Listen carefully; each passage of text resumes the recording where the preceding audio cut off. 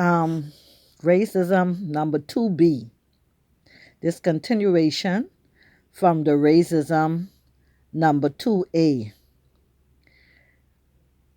When I went back to Bahamas Baptist College, like I did stay 2 days from school, and when I went back in school, to show you how news travels,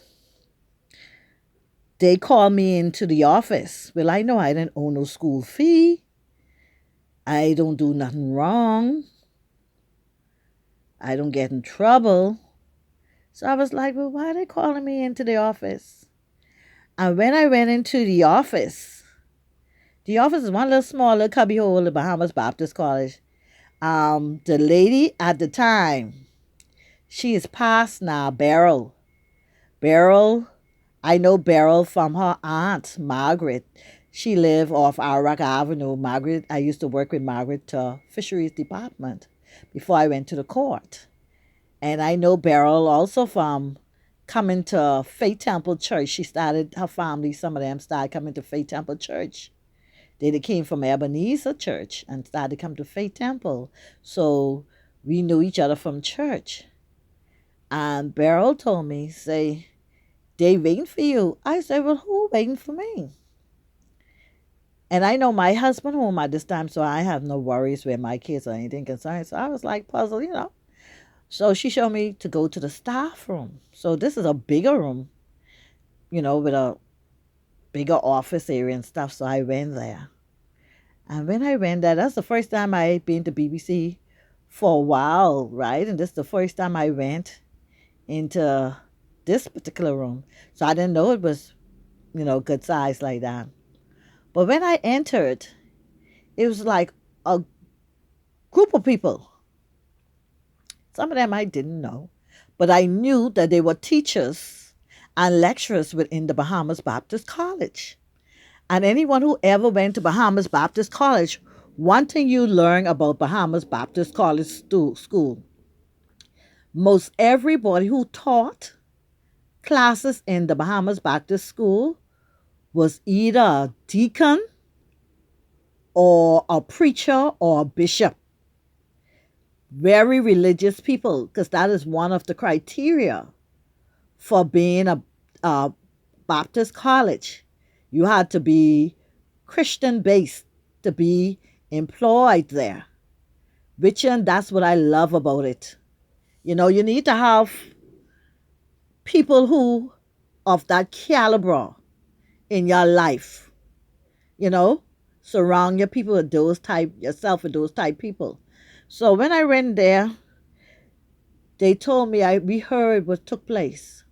We heard what happened to you, and we call you in here because we know as a mother, you can ask for a better mother. And we know as a student, you're the kind of student any teacher would like to have, a student who don't very respectable, never get no problem and doing your best in class, you know? And they say they want to pray for me. And they all surrounded me. You see me here? Oh my God, the moment is coming back. Jesus. They surrounded me and put their arms around me, over 20 some pastors and deacons. And they prayed for me because they know to be the person that they saw that I was, right? And to be dealing with people who could be so treacherous that I need to be protected in the arms of God every time you turn to ward off these demons. You know what I'm saying? That was a powerful moment. You hear me telling you that? I have tears in my eyes when I think of that moment. I don't know if they truly understood right up to this day how much that meant to me. Because sometimes you really think you're fighting this battle alone, and you're not fighting that battle alone. Others understand the battle that you're going through. You understand me? And I thank God for every one of them. And I thank God for always letting me choose. I always try to choose a Christian based school to attend because I know the forces of evil will come at you. And that is a moment in time. You ever hear, but that moment in time, that's like a moment in time to have all those bishops, all those deacons praying for little old me. A little old me who come from a two-room wooden house, who have no name, but they see the quality that I possessed. And they needed to surround me, to pray for me, knowing the darts that the enemy has been chicken at me and chicken at me. You know how powerful that moment was? My God, that's a powerful moment. I thank every one of them right up to this day with all my heart. And I love Bahamas Baptist College. I would invite anyone to ever go there. Well, like any other place, you got to pay your bills. That's the only way to pay your place run, So you can't look at, oh, the money to this and that. Everywhere you go, you got to pay. You know, people got to live too. The teachers got to live too. They got to get their pay too. You can't get your pay from love. You got to get your pay because you need the paper to pay the bills and to buy the food, you know? And I thank God for that moment. I say news travel fast. Because you know something? I thank God for the police.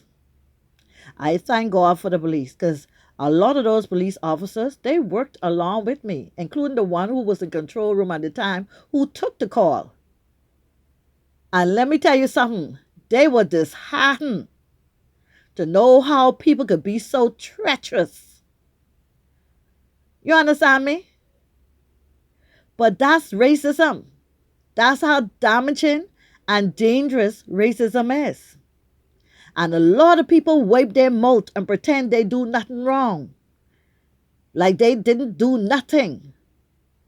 And that is the real reason I'm telling my stories. Because I'm so sick of these people who pretend so good. You know what I'm saying?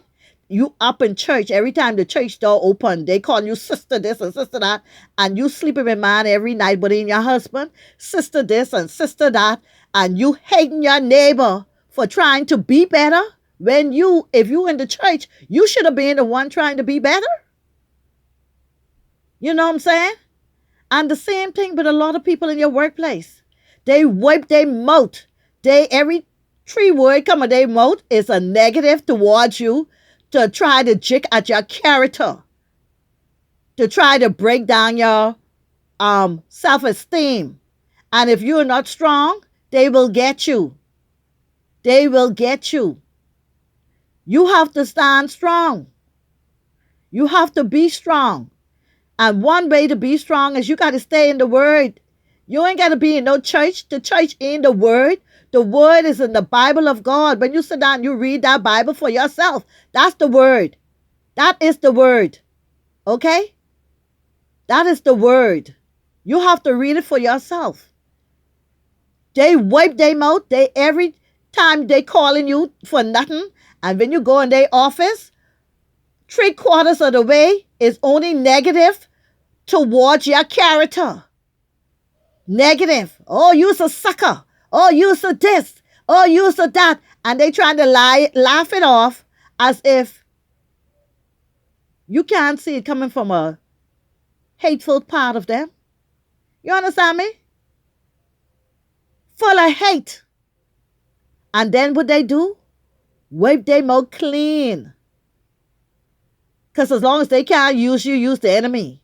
Then they wipe their mouth clean and play like they didn't do nothing or say nothing to you.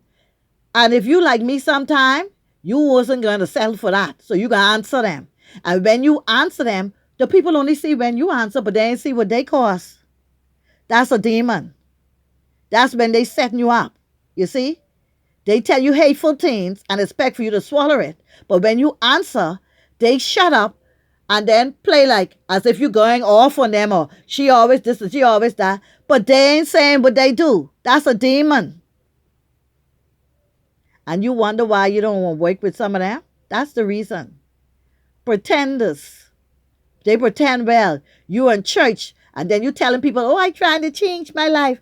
How you can be trying to change your life when everything come at your what is the negative?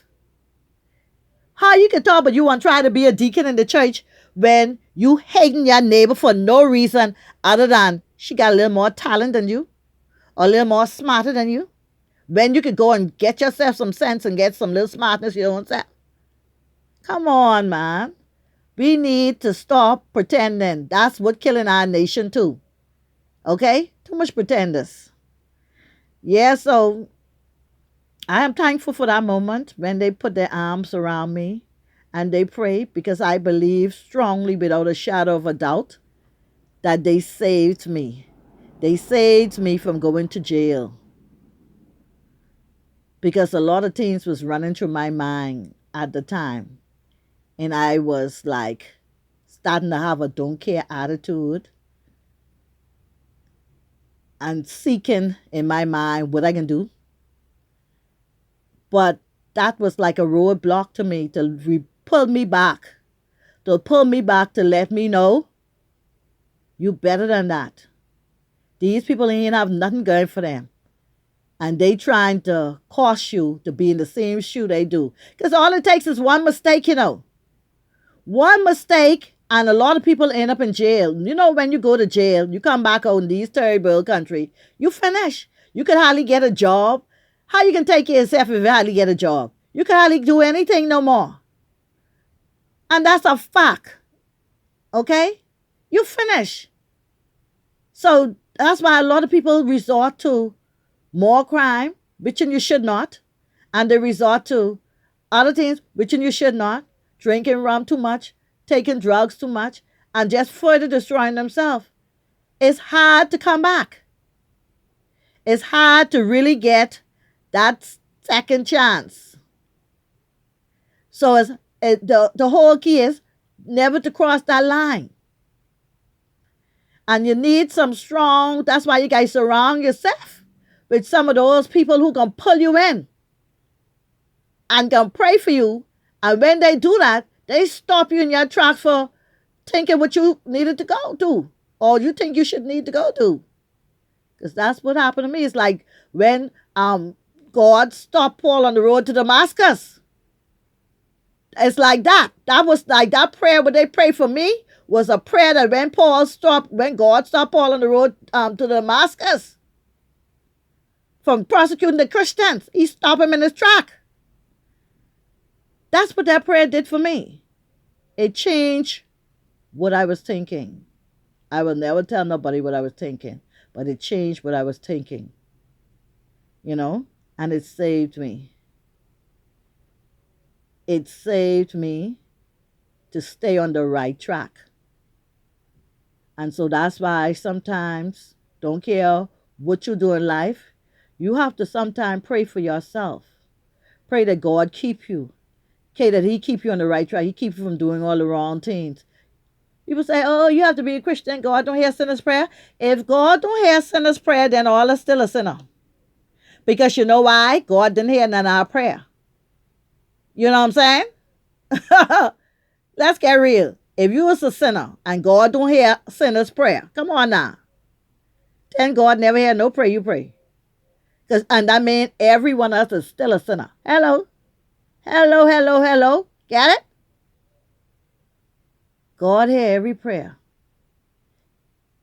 From everybody. Don't care who you is. That's why it's important to talk to him.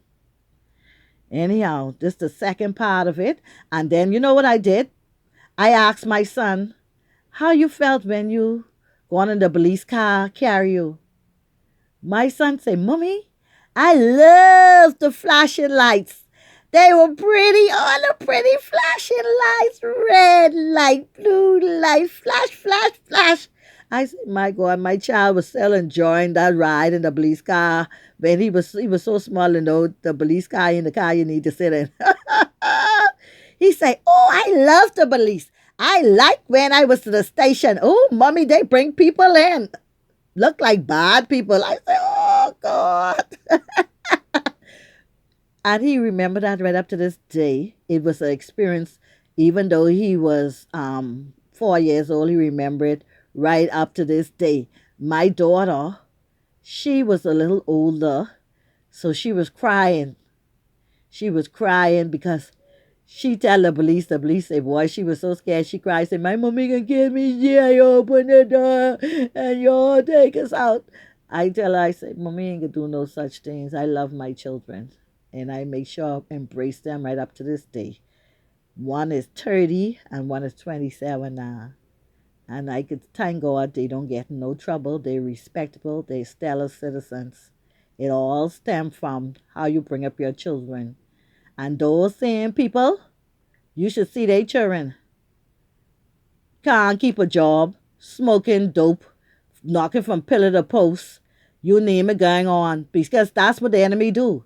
God is reverse it. Everything they wish for you and yours is fall right on them. God is reverse it. And I keep them away from me and mine. And I thank God now I'm able to press away and say, after all they done, all the things they do, I can see it happening to them. Everything they wish for me and mine, I can see it happening to them. That's why you gotta be careful of the stones that you throw.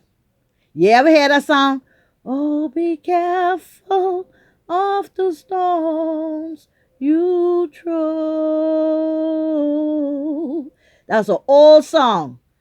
I always remember that. Be careful of the stones you throw. And I'm ending with that. Be careful of the stones you throw.